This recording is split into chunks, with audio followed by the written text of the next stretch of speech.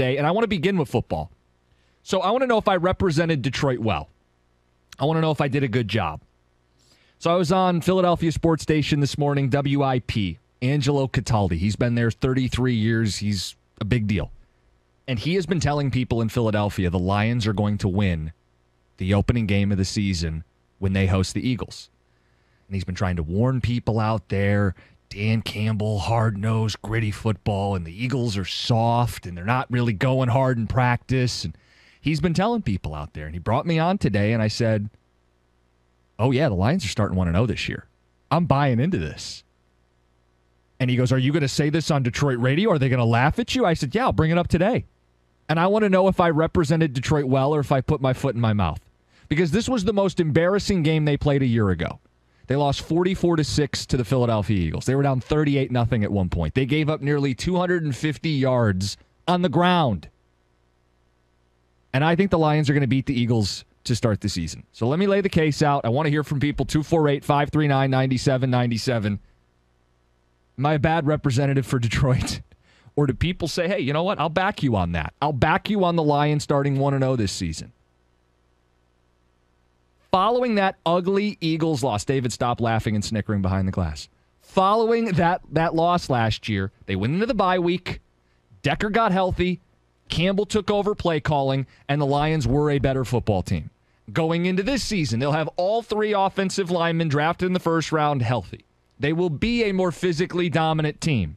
On the defensive side, they drafted 2 defensive linemen this year, 2 the year before. You get Romeo Okwara back. They should be a much better team in the trenches. They should be much more competitive. The spread's 4 points, guys. It's right there. It's tantalizing. And I was not a big Eagles person a year ago. Not a Jalen Hurts guy. I don't believe in that football team. Last year, they were I don't know how they smoke and mirrored their way defensively into the playoffs, but they were a 500 team. One of the worst teams between the sticks, between the hashes, soft, over-the-middle defense. The Lions, that's where most of the offense is going to operate. Amon-Ra St. Brown, T.J. Hawkinson, let's go. Are people with me on this? The Lions start 1-0 this season, beat the Philadelphia Eagles, and get off on the right foot and undo the most ugly, embarrassing defeat of the previous season. So bad that Campbell said, you know what, the hell with this, Anthony Lynn. You're not calling plays anymore. Do they build on it with the first game this season? David, did I represent Detroit well? Your city. Well, before we get to David, I feel that I hear all the football reasons you're saying, by the way. You make a lot of sense when you speak. But I feel like any chance of us starting 1-0 ended the second that you went on radio in a different city and said that. I think you may have just brought the downfall of week 1. That's some strong words, Kenny. That him speaking now has the downfall of Detroit. Their big host is convinced. He's been there 33 years. He sees it coming. Do we see it coming? Yeah, I think he's being You think I got rope-a-doped? I think you did get rope-a-doped. You think I walked right into the trap? The Philadelphia trap, where they're negative about their team. They don't like their team, and you fell for it because of your positivity on the Lions. And you said, well, you know what? They're going to beat the Philadelphia Eagles. That's how you feel. This is how I feel. I don't think they're ready to beat the Eagles in week 1. I get it. We haven't seen them play on the field in a preseason game yet, neither team. But Philadelphia is coming off a playoff appearance. While they didn't look good in that appearance, they did trade for A.J. Brown. They did get Jordan Davis in the draft. They improved a little bit in the offseason. And I think because of that, there's no way the Lions win in week 1. You fell for it, man. You got – oh, man. Oh, Detroit Lions fans, man. Get calm cookies down. He's so hype about the Lions. He's wrong here, though. David, I get it. Last year was ugly. But you are not whipping a professional sports team that bad 2 years in a row. Like, there is something to be said for, like, your manhood was questioned. You've had all year to think about it, all year to prepare for it. They are going to be in this football game, and they're going to close the football game with an offensive line that can move people around. See, but they don't have to. You're saying they're not going to get whipped like that 2 years in a row. They don't have to get whipped 2 years in a row. They just have to lose 2 years in a row, and they'll lose 2 years in a row. They're just not ready to beat the Eagles yet. When you have, what, is it going to be 2 straight weeks to prepare? 3 straight weeks because they start preparing for their week 1 opponent. They don't prepare for the last preseason opponent, so it'll be 3 weeks they're preparing for the Lions. They'll be ready.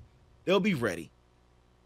Their starting center's not practicing right now. They're going like all touch, 2-hand touch flag football in their practices. Meanwhile, the Lions got strength on strength. O-line, D-line, iron sharpens iron, going at it for 3 straight weeks, building up. Like, that's how they're going to win or lose this year, is based on if they're the bigger, more physical, imposing football team. This is a Jordan Davis spite store, isn't it? That's all this is. That's all. Just so you could have been right about your Jordan Davis opinion from months ago. Listen, if someone can handle Jordan Davis, it's Frank Ragnow in this offensive line. Is it not? I mean, come on. You got to give me that. This is a strength of this football team. It should be one of the better units in the NFL. There's no way they're going to run for, what did they run for, like 50 yards? Last year when they played the Eagles. There's no way that happens this time around. With Ragnow actually playing in the game, Decker actually playing in the game, they're going to be a better offense. They're not going to score 6 points. They're going to make Jalen Hurts actually throw the ball. He barely had to throw the ball in the first meeting. I don't know. I mean, they're not even sold on their quarterback. They're not sold on their football team. And we're not sure if our team can win at home against a 500 Eagles team. They're never sold on their football team in Philadelphia. It doesn't matter if they're Super Bowl contenders. Back when they had McNabb Super Bowl contender teams, they didn't feel confident in their team, and then they make the Super Bowl. That's what they do in Philadelphia. This team is better than the Lions. On paper and on the field, they're better than the Detroit Lions. So you think I goofed?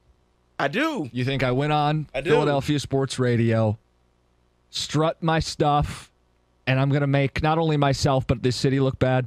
Because now the Lions have to not only defend themselves, but the reputation of this city, my reputation, it's all on the line. They did say if the Lions win week 1, I can come and cackle and laugh at them on the Monday after. So at least... yeah. See? Such a Philadelphia accent, by the way. He is peak Philadelphia. He's convinced. I'm not saying all Philadelphia fans are convinced, but he's convinced. That might be an East Coast thing, though, because do you remember how Mike was before every MSU game? Just the emotional hedge. We are on to the next team. You hear him yesterday? I'm like, can Michigan State compete for the Big Ten title? Oh, absolutely. I don't know about that.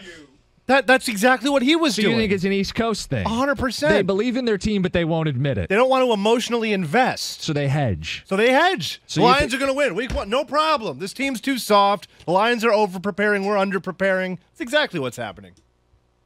Every year, Lions fans come into the season with expectations that they're going to be better than they were before.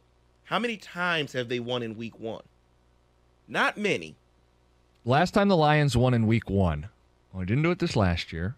They didn't do it the year before that. Mm-hmm. That was the Bear game. Mm-hmm. Remember when they were dagger time? Trubisky. We're going to close games out. They gave up 18 unanswered and lost to the Bears.